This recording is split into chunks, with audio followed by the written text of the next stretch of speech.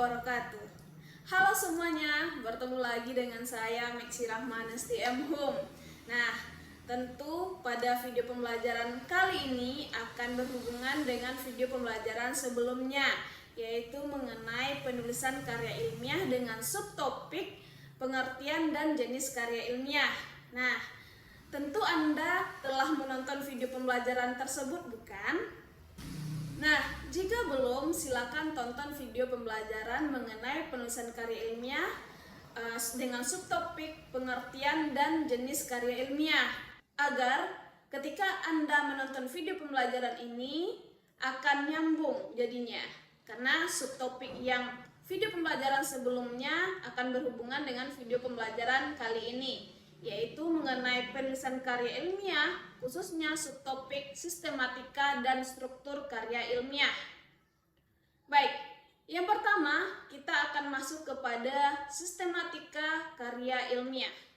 Nah, sistematika karya ilmiah atau sistematika penulisan karya ilmiah yang dimaksud adalah letak atau urutan setiap bagian karya ilmiah.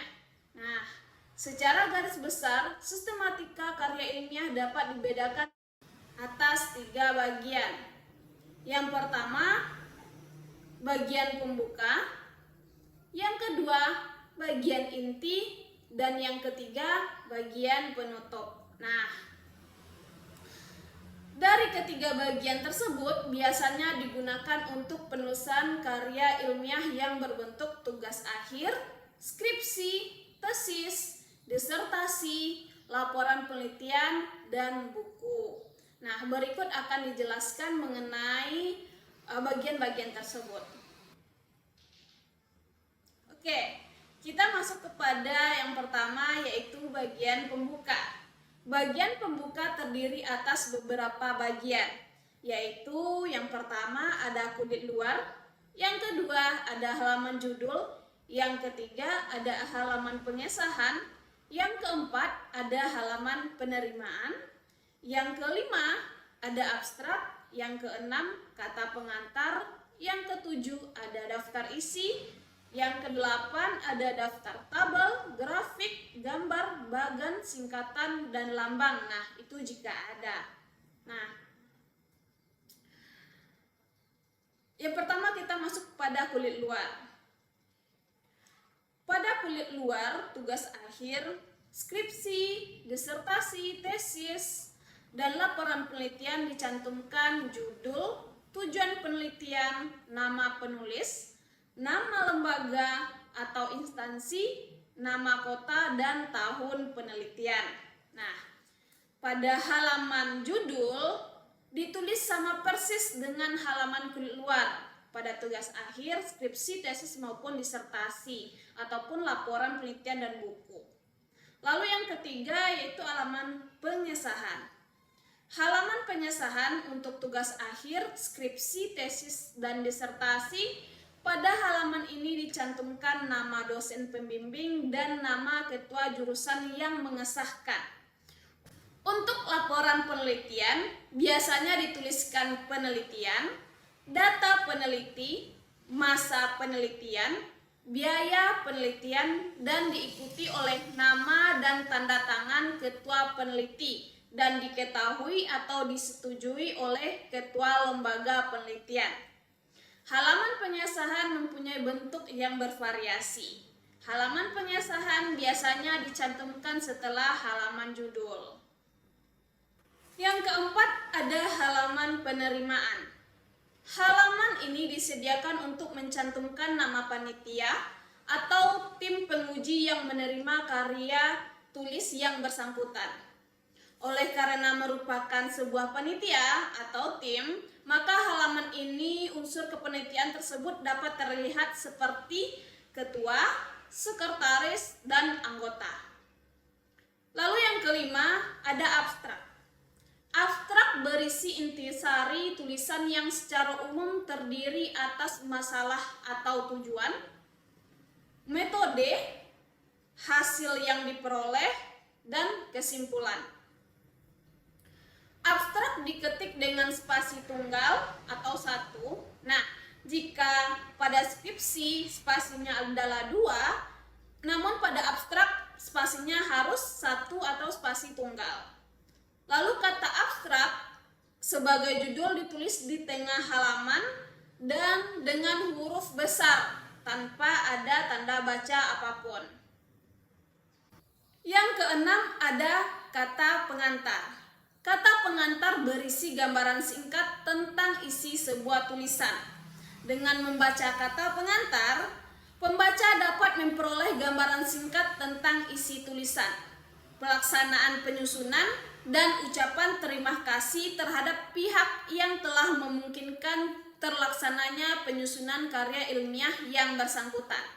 Pada bagian akhir kata pengantar, dicantumkan nama tempat, tanggal, bulan, tahun penerbitan, dan nama penulis.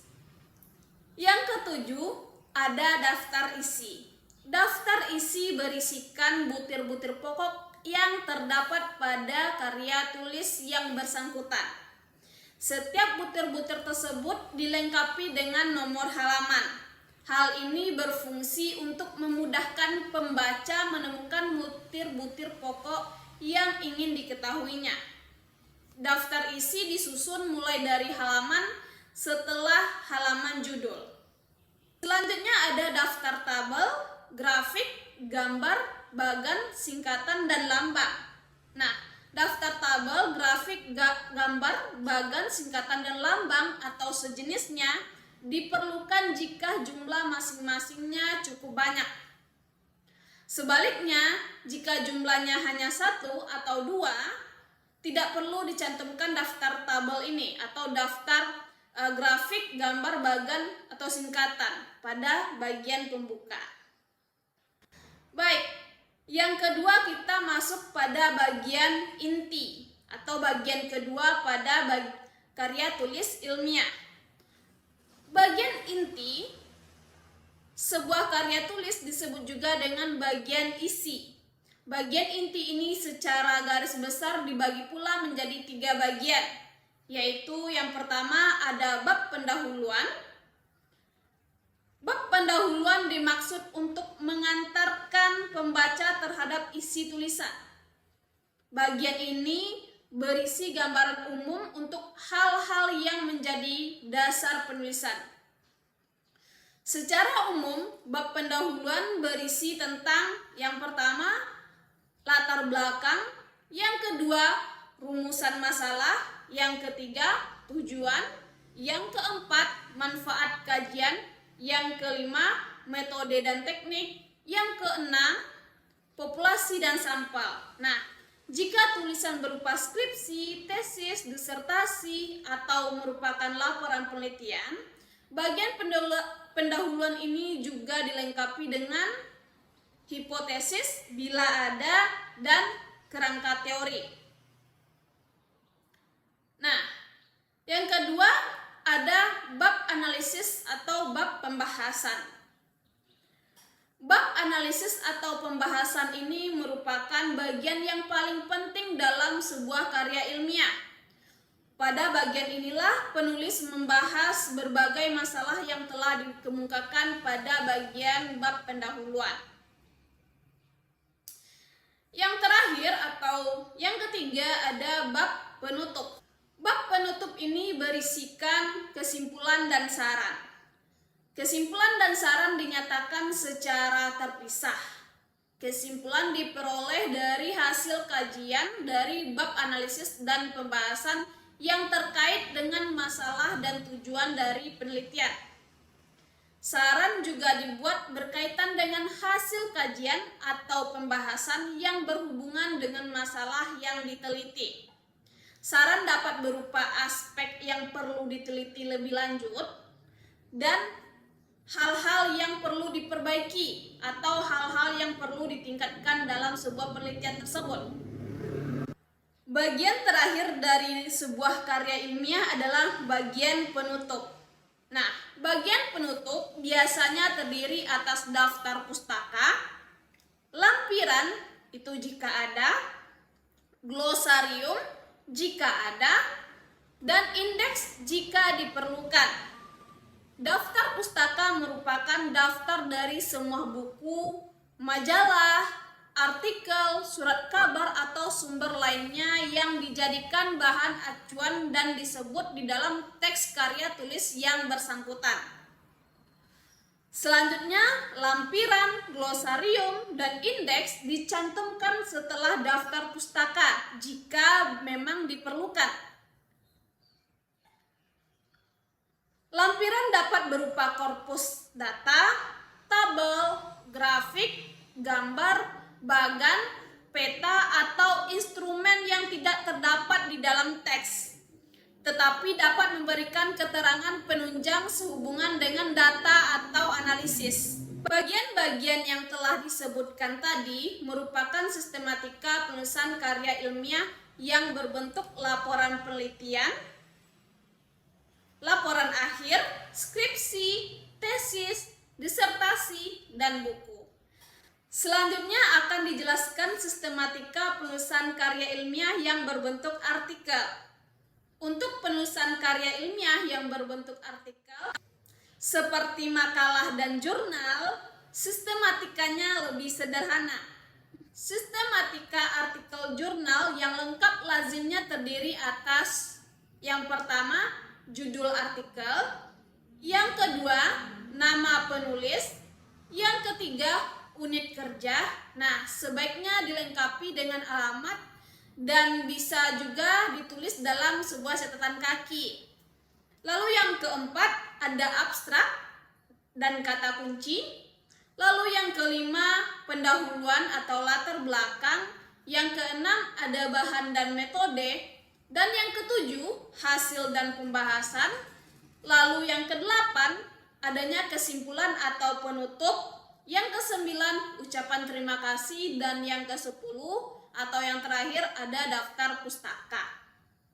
Nah, sistematika artikel jurnal itu lebih sederhana jika dibandingkan dengan sistematika pada laporan penelitian, laporan akhir atau tugas akhir, skripsi, tesis, disertasi, dan buku. Nah, selanjutnya kita akan masuk kepada struktur karya ilmiah.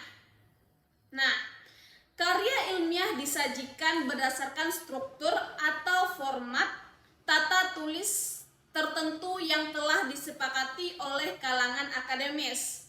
Seperti telah disebutkan pada video pembelajaran sebelumnya, bahwa dalam International Standard atau International Standardization Organization yang disingkat menjadi ISO, dalam pempublikasian karya ilmiah yang berisi artikel ilmiah harus memenuhi format tertentu agar valid sebagai terbitan ilmiah.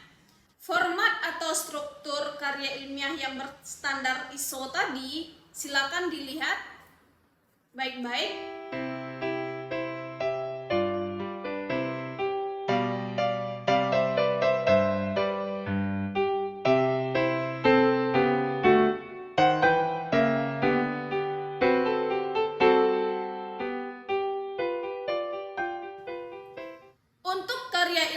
Yang berupa tugas akhir, skripsi, tesis, disertasi, dan laporan penelitian pada dasarnya mempunyai format atau struktur penulisan yang hampir sama, yaitu sebagai berikut. Silakan diperhatikan.